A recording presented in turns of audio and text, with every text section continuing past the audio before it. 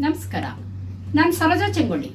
ನಿಮಗೆಲ್ಲರಿಗೂ Saroja Changolli legal hub ಚಾನೆಲ್ಗೆ ಸ್ವಾಗತ. ನಾನಿವತ್ತು ಕರ್ನಾಟಕ ಹೈಕೋರ್ಟಿನ ಒಂದು ಮಹತ್ವವಾದ ತೀರ್ಪಿನ ಬಗ್ಗೆ ಮಾತಾಡ್ತಾ ಇದ್ದೀನಿ.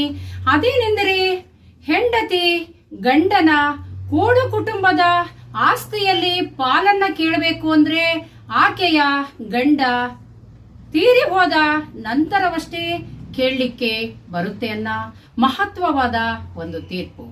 ಅಂದರೆ ಫ್ಯಾಮಿಲಿಯಿಂದ ಡಿಸ್ಟ್ರೆಸ್ ಆಗಿ ಯಾವುದೋ ಒಂದು ಮನಸ್ತಾಪದಿಂದ ಪತಿಯಿಂದ ದೂರವಿರುವ ಹೆಂಡತಿ ಇರಬಹುದು, ಅಥವಾ ಕೇಸಲ್ಲಿ ಪೆಂಡಿಂಗ್ ಇರುವಾಗ ಗಂಡನ ಕೂಡು ಕುಟುಂಬದ ಆಸ್ತಿಯಲ್ಲಿ ಆಕೆ ಪಾಲನ್ನ ಕೇಳಬೇಕು ಅಂದ್ರೆ ಖಂಡಿತ ಅದು ಕೇಳಲಿಕ್ಕೆ ಬರೋದಿಲ್ಲ.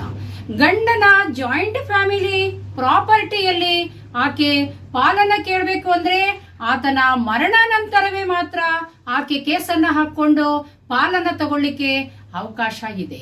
ಪತಿ ಜೀವಂತ ಇರುವಾಗ ಆಕೆ ಖಂಡಿತವಾಗಲೂ ಗಂಡನ ಕೂಡು ಕುಟುಂಬದಲ್ಲಿ ಆಸ್ತಿಯನ್ನ ಕೇಳಲಿಕ್ಕೆ ಬರೋದಿಲ್ಲ ಅಂತ ಹೇಳಿ ನಮ್ಮ ಕರ್ನಾಟಕ ಹೈಕೋರ್ಟ್ ಸ್ಪಷ್ಟವಾದ ತೀರ್ಪನ್ನ ನೀಡಿದೆ.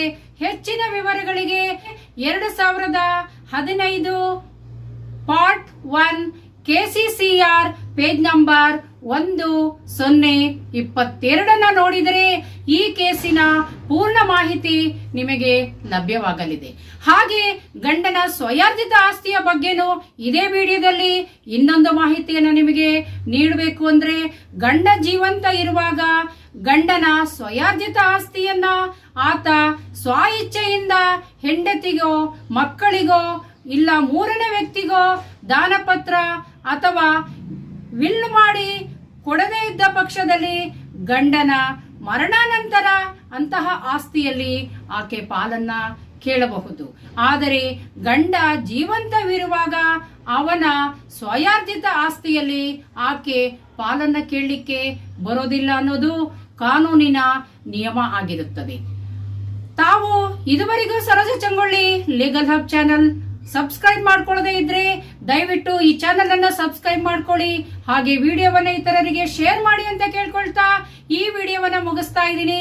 Keep watching Saroja Changolli legal hub channel. ನಮಸ್ಕಾರ.